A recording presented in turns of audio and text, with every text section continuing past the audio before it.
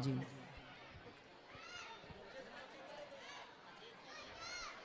राधे राधे गुरुजी। जी जय राधे श्री राधे। महाराज। मुझे कथावाचक बनना है। अच्छा, तो इसके लिए क्या करना चाहिए ये मुझे तो नहीं पता, तो आप। पढ़ाई करना चाहिए। वो कर रही हूँ। बस ठीक है, सत्संग करो, पढ़ाई करो, होगा, बिहारी जी कृपा करेंगे। राधे राधे गुरुजी। खुश रहिए। राधे राधे गुरुजी। राधे राधे। मैं बोलो। आपकी कथा दिल्ली से सुनने आई हूँ। कहाँ से? दिल्ली से। दिल्ली।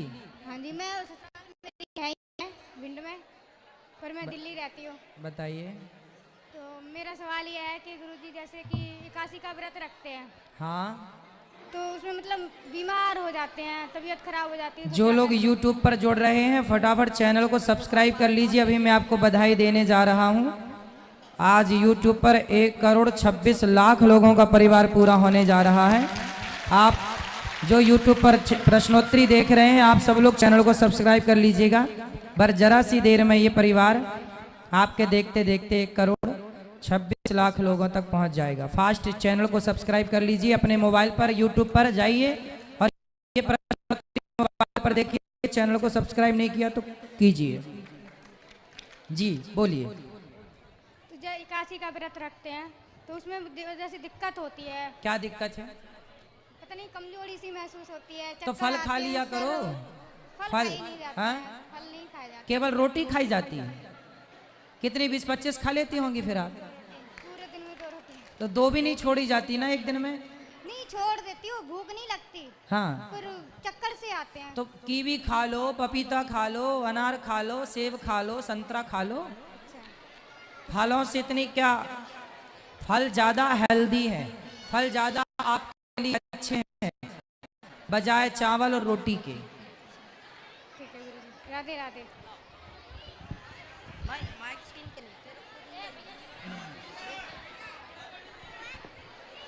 महाराज जी सादर प्रणाम। जी। आज आपने भागवत में कहा था कि विश्वास, हमें भगवान पे बहुत विश्वास है और सनातन से ही जुड़े हैं हमारा पूरा परिवार, लेकिन कभी कभी पता नहीं क्यों मन अंदर से दुखी बहुत हो जाता है। क्यों?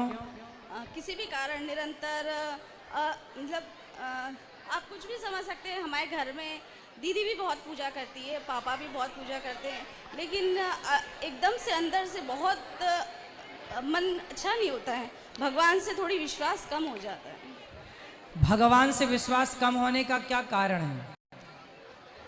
निरंतर असफलताएं।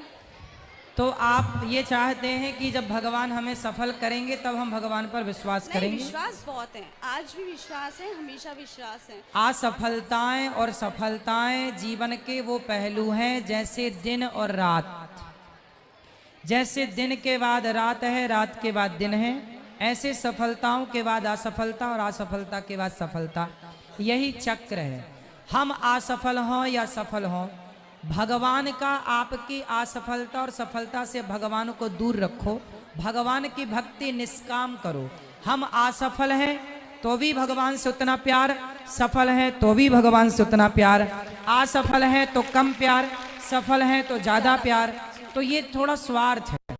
जबकि भक्ति कैसी हो? निष्काम, निस्वार्थ, निष्कपट हो, तब वो भक्ति श्रेष्ठ है। नहीं गुरुजी, भक्ति है, लेकिन भगवान से आप कुछ चाहो मत। आपको चाहते हैं, अब चाह कर देख लिया क्या मिला, अब कुछ ना चाह कर विश्वास करके देखो, कामना त्याग दो, अपने आप भगवान आपकी सारी विपत्ति हर लेंगे, सब कुछ ठीक हो जाएगा। गुरुजी जी। हमारी दीदी हैं, वो भी बहुत मतलब पूजा करती, उनके भी कोई औलाद नहीं है, और हम भी मतलब हर तरह से परिवार की भी समस्या है और सब चीज़, और सब लोग कहते हैं कि इतना पूजा पाठ करती है उसके बाद भी तो भगवान पे एक प्रश्न चिन्ह लगाते हैं। क्या समस्या है आपकी, ये बताओ। हमारे जो हम मतलब बड़ी वाली दीदी हैं, हम एक ही घर में हैं, मतलब 2 भाई हैं और 2 बहनें हैं, और उनके भी कोई औलाद नहीं है, और हमने भी काफ़ी प्रयास किया है उसके बाद आपके भी। बेटा नहीं है? हमारे बेटा है, हाँ। दीदी के नहीं है। तो दीदी के बेटा नहीं है इसलिए आप परेशान रहते हैं। उसके लिए भी सर और एक पापा है हमारे, वो भी बहुत पूजा करते हैं। उन्हें भी अभी ल्यूकोमा की शिकायत बताई है, तो बहुत अधिक बढ़ चुकी है वो, तो वो भी परेशान है। तो अब अधिकतर घर में हमारे ये रहता है कि जो भगवान को मानता है वो ज़्यादा दुखी रहता है। आपके पिताजी बीमार हैं, आपकी बहन को बेटा नहीं है, आपको क्या दिक्कत है ये बताओ। हमें आगे जॉब नहीं मिली है सर। आपके पति क्या करते हैं? वो भी कुछ नहीं करते, उनका भी एजुकेशन हवलदारी में हो गया था, लेकिन उनके पिता एक्सपायर हो गए थे, तो वो भी वहाँ से आ गए ट्रेनिंग पे से। तो अभी हम लोग बिल्कुल कुछ तो नौकरी का प्रयास कर रहे हैं। हाँ, तो नौकरी का प्रयास क्यों कर रहे हैं, बिजनेस का प्रयास क्यों नहीं कर रहे हैं? इतना इनकम नहीं है कि बिजनेस कर भाई आप लोगों की यही थिंकिंग आपको आगे नहीं बढ़ने देती। सकें। हाँ, इसीलिए तो ये जो आपसे आप पूछा। लोग कह रहे हैं ना कि इतनी इनकम नहीं है, इतना पैसा नहीं है, ये वेड़ियां हैं पाँव की। बिजनेस करने के लिए लाखों का होना जरूरी नहीं है, वही हजारों समझ का नहीं होना भी जरूरी नहीं है। बुद्धिमान व्यक्ति 100-500 रुपए है उससे भी काम स्टार्ट कर सकता है और करोड़ों तक जा सकता है। करने वाला देखो, nothing is impossible, everything is possible.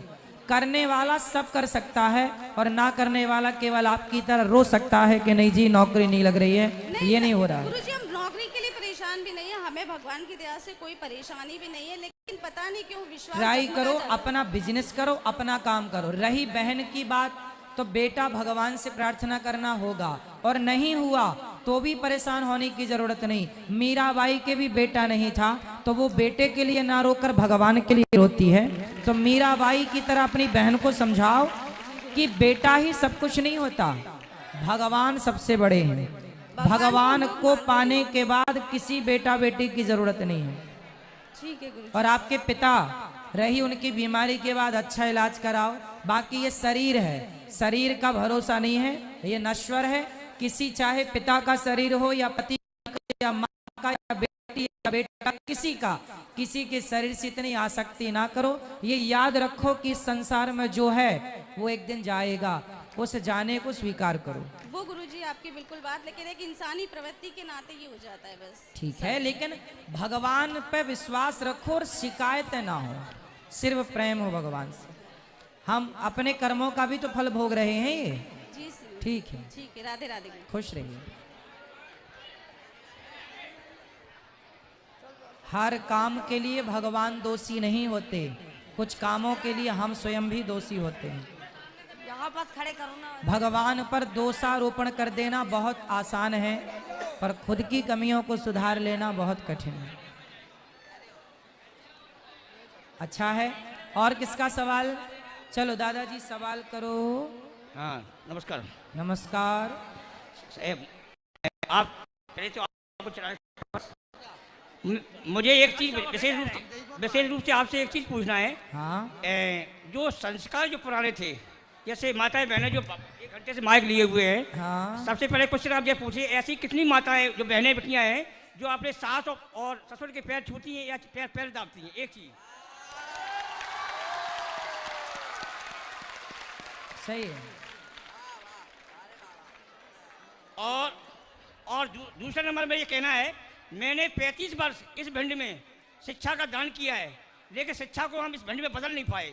इसका कारण क्या है? संस्कार जो है लोप क्यों हो रहा है? एक छोटा सा क्वेश्चन ये है, यदि किसी की माता से ये पूछा जाए कि लड़के को ये नहीं सिखाया जाता है कि बाबा का नाम क्या है, और उनसे पूछा जाए, अभी पूरी स्टोरी सब बता देंगे, लेकिन उनके बाबा का नाम याद नहीं है, तो ये संस्कार जो है किस तरह से लोप हो रहा है, दुनिया कहाँ जा रही है, इसका कोई उपाय है क्या?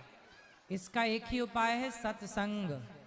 हमें अपने आप को, अपने बच्चों को सत्संग से, जो आजकल क्या हुआ, जी। आधुनिकता में बच्चे इतने बह गए कि अपनी गीता और अपनी रामायण को छोड़कर इतने आगे निकल गए कि पता ही नहीं कि गीता है, पता ही नहीं कि रामचरितमानस है। आपकी संस्कृति इतनी श्रेष्ठ रही है, लेकिन आप दूसरों से ज्ञान की भीख मांग रहे हैं, जबकि हमारा धर्म, हमारी शिक्षा इतनी श्रेष्ठ रही। आज भारत के बच्चे पढ़ने के लिए लंदन, अमेरिका, जापान जाते हैं, जबकि भारत एक जमाने में इतना समृद्धवान था कि सारी दुनिया पढ़ने के लिए भारत के दरवाजे खटखटाया करती थी। इतनी अधिक शिक्षा भारत में थी, लेकिन अब ना पढ़ने से सब चीजें समाप्त हो गई, लुप्त भय सदग्रंथ। बस एक क्वेश्चन और छोड़ो, और एक क्वेश्चन और है। ये आपने बनाया? वाह, तालियां बजाओ बच्चे ने, देखो खुश रहिए। केराटिन पतुआ। नए नए इंग्रेडिएंट्स का क्रेज सब फॉलो करते हैं, पर सिर्फ इंग्रेडिएंट। बहुत आप जी बोलिए। जी छोटा क्वेश्चन एक और है, समय सभी को देंगे। हाँ। एक मनुष्यों के जीवन में जब बच्चा पैदा होता है तो उसके जीवन में पढ़ लिखने के बाद ऐसा संस्कार क्यों डाल दिया था? आदमी ममता मोह में लगा रहता है, ममता पैसा कमाने के चक्कर में लगा रहता है, उसका जीवन चला जाता है। इसका कोई उपाय है कम करने का? आज हम क्या बताया कि हमारी शिक्षा 4 प्रकार की थी, धर्म की, अर्थ की, काम की, मोक्ष की, जिसमें आज स्कूलों में केवल 2 पढ़ाई बची है, काम और अर्थ। आजकल बच्चों को केवल पैसा कमाना उद्देश्य बताया जा रहा है कि आप पढ़ लिख जाओ और पैसा कमाओ, मौज मस्ती करो। इससे अधिक कुछ बताया ही नहीं जाता। काश बच्चों को ये बताया जाता कि पैसा कमा करके मौज मस्ती नहीं, धन कमा करके बेटा धर्म किया जाता है। तो धर्म की कोई बात बताई नहीं गई। अब पैसा है, आजकल के लड़कों को, आजकल के लोगों को पैसा मिल जाए तो गाड़ी खरीद लेंगे, बंगला खरीद लेंगे, है ना। और ज्यादा पैसा है तो अपनी पत्नी को छोड़कर और दूसरी स्त्रियों के संग करने लग जाएंगे, नचनियों को बुलाकर नचाने लग जाएंगे। उन्हें ये पता नहीं है कि धन का इसके अतिरिक्त भी उपयोग है। आजकल पैसा कमाना बड़ा नहीं है साहब, पैसे का सही उपयोग करना, पैसे को सही जगह खर्च करना बड़ी बात है। आज लोगों को पैसा कमाना तो आ रहा है पर पैसे को खर्च करना नहीं आ रहा है। खर्च कहाँ हो? धर्म के लिए। राम जी ने यज्ञ किया, क्यों किया? धर्मराज युधिष्ठिर ने यज्ञ, जब युधिष्ठिर जी हस्तिनापुर गए, अपना इंद्रप्रस्थ बसाई, तो उन्होंने यज्ञ किया। उस यज्ञ में दुर्योधन भी आया था, और जिस यज्ञ में भगवान श्री कृष्ण ने पत्तल उठाने का काम किया था, ब्राह्मणों के चरण धोए और पत्तल उठाई, तो जब राजा बने तो समाज की सेवा में लग गए। पहले के लोग धन पाते थे तो क्या करते थे? समाज की सेवा करते थे। पहले के लोग कुआं खुदवाते, बावड़ियां बनवाते, प्याऊ लगवाते, पहले के लोग धर्मशालाएं बनवाते, पहले के लोग अच्छे कामों में पैसा लगाते थे। आजकल तो पैसा कमाया ही इसलिए जाता है कि पैसा कमाओ, फिर इसके बाद बड़ी गाड़ी खरीदो, बड़ा बंगला बनाओ, बड़े अभिमान एटीट्यूड से रहो, बस ये जीवन है। क्योंकि अर्थ और काम पढ़ा है, धर्म और मोक्ष पढ़ा ही नहीं तो अधूरा है। खुश रहिए। YouTube पर फास्ट अपना मोबाइल निकाल लो, चैनल को सब्सक्राइब कर लो। देखो जरा से लोग बचे, जरा से लोग अब चैनल को सब्सक्राइब कर लेंगे तो अभी ये परिवार 1,26,00,000 का आज। अब देखिए फास्ट तुरंत निकाल लो मोबाइल अपना, YouTube पर जाओ, अनिरुद्धाचार्य टाइप करो और आप भी इस परिवार से जुड़ो। आपके देखते देखते अभी मैं आपको बधाई दूंगा जी। महाराज जी, हेलो गुरु जी, राधे राधे। राधे राधे। मेरा 2 सवाल हैं आपसे। गुरु जी, सनातन धर्म में 16 संस्कारों का कितना महत्व है, और यदि किसी व्यक्ति के पूरे नहीं हो पाते हैं जो एक ब्राह्मण द्वारा किए जाते हैं, तो उसका क्या दुष्प्रभाव उसके मानवीय तथा आध्यात्मिक जीवन पर पड़ता है? 16 संस्कार हमारे जीवन में अत्यधिक जरूरी हैं। पहला संस्कार होता है गर्भाधान संस्कार, आखिरी होता है अंतिम संस्कार। इसके बीच में फिर जात कर्म संस्कार, चूड़ा कर्म संस्कार हैं, नालच्छेदन भी संस्कार में ही आता है, ठीक है, जिसे जात कर्म संस्कार कहते हैं। मुंडन संस्कार, चूड़ा कर्म संस्कार वही है। इसके बाद विद्यारंभ संस्कार इत्यादि, फिर यज्ञोपवीत संस्कार, फिर पाणिक ग्रहण, शादी विवाह का समय आया तो पाणिक ग्रहण। ऐसे 16 संस्कार जो हमारे हैं, वो संस्कार हमें ये कहना चाहते हैं कि हम इन संस्कारों से बंधे रहें। सबसे मूल में संस्कार क्या है? अपने से बड़ों का आदर करना, अपने से बड़ों की आज्ञा का पालन करना और अपने से बड़ों का सदा सम्मान करना भाई बराबर के लोगों से मित्रवत व्यवहार करना और छोटों के साथ पुत्रवत व्यवहार करना, ये संस्कार हैं। हमेशा हमारी वाणी अच्छी हो, कोई गाली दे हमें तो भी हम उसका कोई उत्तर ना दें। यदि हम भी आपसे लड़ने लग जाएं तो फिर आप में और हम में अंतर क्या रह जाएगा। इसलिए जिसके अंदर सहनशीलता है, संस्कार ये बताती है कि क्रोध को कैसे पीना है, विषय वासना को कैसे कंट्रोल। संस्कार मीन्स ब्रेक। सामान्य भाषा में समझें, गाड़ी स्पीड पर तो चल रही है, कंट्रोल करने के लिए क्या दबाना है, ब्रेक दबाना। उसी प्रकार संस्कार ही हमारा ब्रेक है। यदि मैं संस्कारवान हूँ तो मैं आपकी गाली सहन कर लूँगा, और मूर्ख हूँ तो फिर आप भी आओ मैं भी आता हूँ। तो संस्कार एक प्रकार का ब्रेक है जो सभी के पास। ऐसी कोई गाड़ी बनी है क्या जिसमें ब्रेक ना हो, साइकिल से लेके एरोप्लेन तक।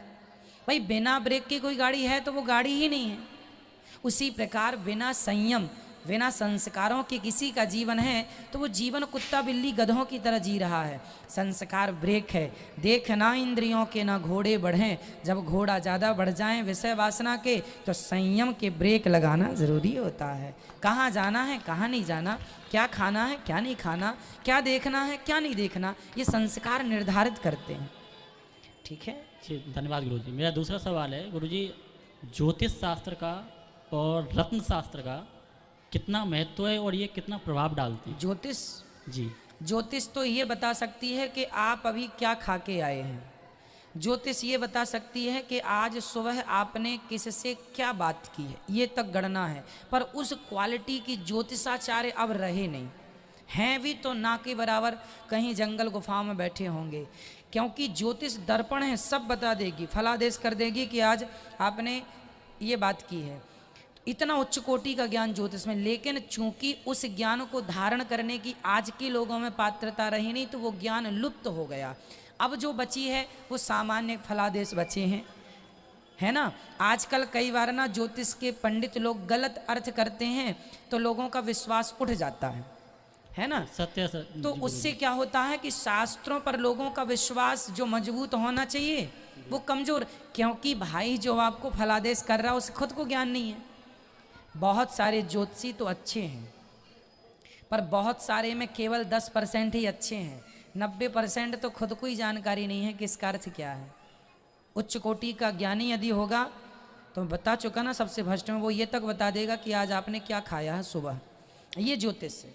वो बता देगा कि आप कब मरेंगे, तारीख समय सेकंड बता देगा, ये ज्योतिष है। लेकिन इस क्वालिटी का ज्ञान अब आज के युग में पॉसिबल नहीं है ना। वो ज्ञान का अधिकारी कोई बचा ही नहीं।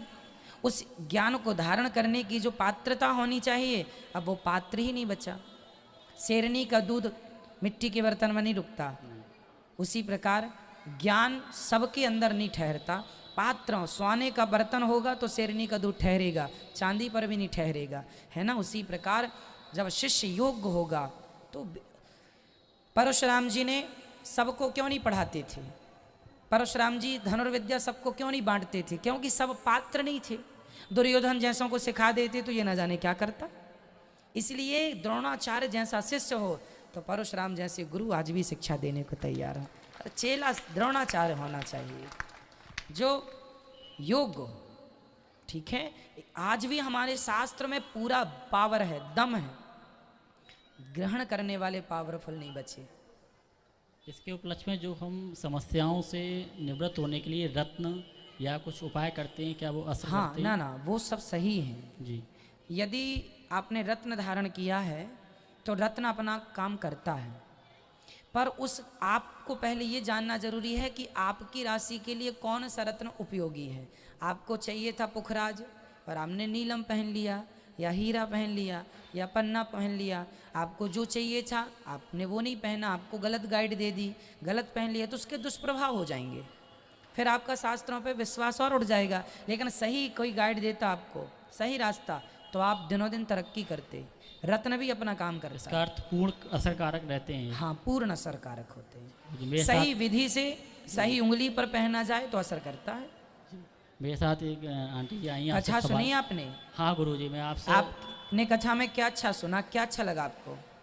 गुरुजी मैं व्यक्तिगत रूप से बताऊं, आपकी कथा से मैं 2 साल से जुड़ा हूं और अभी 2 महीने पहले मैंने आपकी गुरु दीक्षा ली है। और जो मुख्य मेरे अंदर बदलाव आया वो ये है कि कष्ट पहले आते थे उससे विचलन होता था सबसे ज़्यादा, और उससे मुझे क्रोध आता था। लेकिन कष्ट आज भी हैं, वो शायद रहेंगे या चीज़ें जो भी हैं, लेकिन उसको सहने की शक्ति बढ़ गई। बहुत सुंदर, यही सिखाती है कथा। दुख तो पहले भी थे, दुख तो आज भी हैं, पर नजरिया तब में और अब में अंतर हो गया, बदल गया ये नजरिया। विश्वास है एक ना एक दिन परिवर्तन होगा। तो बिल्कुल बिल्कुल। खुश रहिए, धन्यवाद गुरुजी, राधे राधे। खुश रहिए। गुरुजी राधे राधे। राधे राधे, खुश रहिए। हम दिल्ली से आए हैं गुरुजी। ठीक है, हम आपसे गुरु दक्षिणा लेना चाहते हैं। कल सुबह 9 बजे। ठीक है, इनको देना माइक मैया को। राधे राधे गुरुजी। हाँ जी। गुरुजी हम जैन धर्म से हैं। हमारा ये प्रश्न है कि अब हम भागवत सुनने लगे तो ये हम सही कर रहे हैं? अरे भाई, भागवत जी कोई एक धर्म के लिए नहीं है। भागवत यदि आप लोग सुन रहे हैं तो आपके जीवन में बदलाव हो रहा है। हमारे हजारों जैन भक्त हैं, जैनों के यहाँ जाके हमने भागवत सुनाई है, कई, एक नहीं कई जैन। तो जैन सुने, चाहे कोई भी इस धरती का प्राणी मात्र कोई भी भागवत सुनेगा, भागवत जी तो सब पर कृपा करती हैं, सबका कल्याण करती हैं। ठीक है, हमारी माता जी आई जैन हुई- धर्म के जो 24वें तीर्थंकर हैं या पहले ऋषभ देव जी, हाँ जी, है ना, उनका उपाख्यान भागवत जी में है। अर्थात सनातन धर्म से ही जैन धर्म निकला है। ठीक है, ये कोई अलग नहीं है। जैन कोई धर्म नहीं है, जैन एक जात थी आखिरी में, फिर वह जात धर्म के नाम से परिणत हो गई और जैन धर्म हो गया। ठीक है, ये सनातन धर्म का ही अभिन्न अंग है। आप पूर्व में सनातन ही थे, सनातनी ही थे। ठीक है, अच्छा गुरुजी, हमारी माता जी आई हुई, इनको बीमारी नहीं छोड़ रही है कुछ भी, बहुत बीमारियां लगी, शुगर की बहुत ज्यादा मरीज है ये, और इतना परहेज करती हैं फिर भी इनको शुगर नहीं जा रही है। मैया से बात कराओ। जी मैंने अभी 8 दिन पहले सुना था जी, यहाँ किसी कोई एक पैकेट बताता शुगर का। मैया, आप चाय पीती हो? हाँ जी पीते। लो, शुगर है और चाय पी रही हो तो कैसे ठीक होगा? पी के पीते थे, क्या करे, चाय बगैर उठा नहीं जाता। लो, अब आदतें ठीक नहीं है तो फिर बीमारी तो मार ही डालेगी, फिर तैयार रहो। नहीं हाँ जी, एक पैकेट लेता था एक आध सरकार हम ने। पैकेट बता रहे हैं आपको, सुनो। आज से दाल, आज से चावल और रोटी और चाय और मिठाई, रसगुल्ला, रबड़ी, रसमलाई सब बंद। हाँ जी, खाना क्या है वो हम बता रहे हैं। केवल आपको अंकुरित अनाज, सवेरे अंकुरित अनाज फुला लिया करो, रात्रि को सवेरे खा लिया करो। फूली बादाम, फूले चने, फूली दालें, सलाद खाओ, ककड़ी खाओ, चुकंदर खाओ, टमाटर खाओ, गाजर खाओ, मूली खाओ, ये खाओ, इससे पेट भरो। ठीक है, इनसे पेट भरो। पपीता खा सकते हैं, पपीता मीठा होता है, पर पपीते की मिठास शुगर को नहीं बढ़ाती, फलों की मिठास शुगर को नहीं बढ़ाती, पपीता फायदा करता है। ठीक है, सलादों का प्रयोग करो और खाना बिल्कुल दाल ज़्यादा खाओ, साग ज़्यादा खाओ, रोटी और चावल कुछ दिनों के लिए त्याग दो, चावल तो हम खाते नहीं जी, रोटी खाते हैं। रोटी भी छोड़ दो और सलाद से पेट भरो कुछ दिन, है ना मैया जी। और चाय तो बिल्कुल ना पीना, फीकी हो कैसी भी हो। जी वो पैकेट है जी आपके पास? कौन सा? कोई सरदार ने बता दी, 8 दिन पहले की बात नहीं, है। हमारे पास तो कोई पैकेट नहीं। नहीं, देखो कोई सरदार जी आए थे, बता रहे थे एक ना मैया, हम नहीं बताते कोई पैकेट वैकेट ना। हमारा तो बस यही पैकेट है कि आप अंकुरित अनाज खाओ और सलाद खाओ, यही पैकेट है।